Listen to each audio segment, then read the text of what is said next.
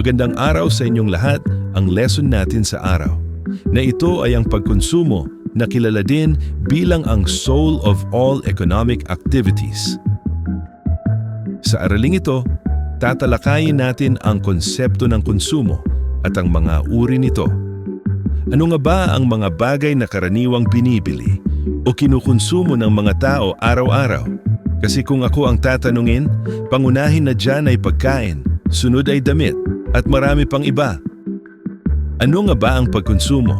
Ang konsumo o consumption ay ang proseso ng paggamit ng mga produkto at serbisyo upang matugunan ang mga pangangailangan at kagustuhan ng tao. Kasama dito ang lahat ng bagay mula sa pagkain, damit, kuryente at iba pang mga serbisyo. Mga uri ng pagkonsumo. Pinakauna, induced consumption. Ito ay tumutukoy sa pagkonsumo na pinapagana ng mga panlabas na salik tulad ng advertising, impluensya ng lipunan o kondisyon ng ekonomiya na nagtutulak sa mga tao na bumili ng higit pa sa kanilang kailangan. Pangalawa, autonomous consumption. Ito ang pangunahing antas ng pagkonsumo na nagaganap kahit anuman ang antas ng kita na kumakatawan sa mga pangunahing kalakal at serbisyo na kinakailangan para sa kaligtasan at pang-araw-araw na buhay. Next, conspicuous consumption. Ang uri ng pagkonsumo na ito ay kinasasangkutan ng pagbili ng mga kalakal at serbisyo pangunahin upang ipakita ang yaman at katayuan sa lipunan sa halip na upang matugunan ang mga pangunahing pangangailangan. At ang huli, artificial consumption. Ito ay tumutukoy sa pagkonsumo na pinasigla ng mga estratehiya sa marketing uso o artipisyal na kakulangan na nagiging sanhi ng mga mamimili na bumili ng mga produktong maaaring hindi nila talagang kailangan. Sunod naman ang uri ng pag-aanunsyo, bandwagon effect.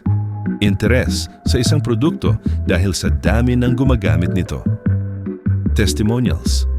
Mga pahayag mula sa mga gumagamit na naglalarawan ng positibong karanasan. Brand name. Natatanging pangalan ng produkto o kumpanya. Pressure. Impluensya mula sa iba na nag-uudyok sa pagbili. Slogan. Maikling pahayag na ginagamit sa marketing para sa atensyon. May mga pahabol pa palang uri ng pag-aanunsyo at ayun ang pag-apela sa emosyon. Ang example ng mga yon ay ang mga ads na nagsasabi na based on real life. Ang isa naman ay ang pagpapasubok o ang pagpapa-free taste.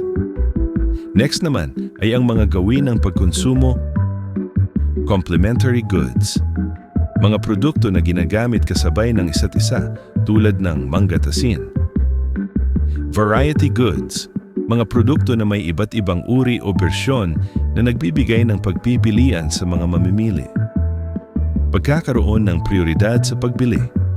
Ang pagbibigay ng mas mataas na halaga o pansin sa ilang produkto o serbisyo bago ang iba.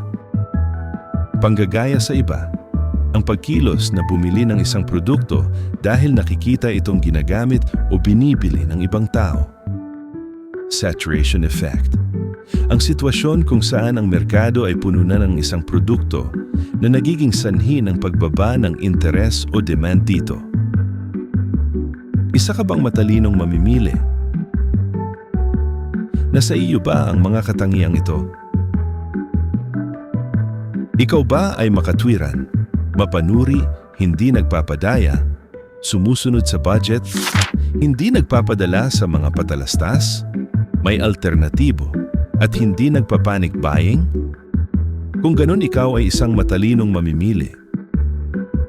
Salamat sa pakikinig.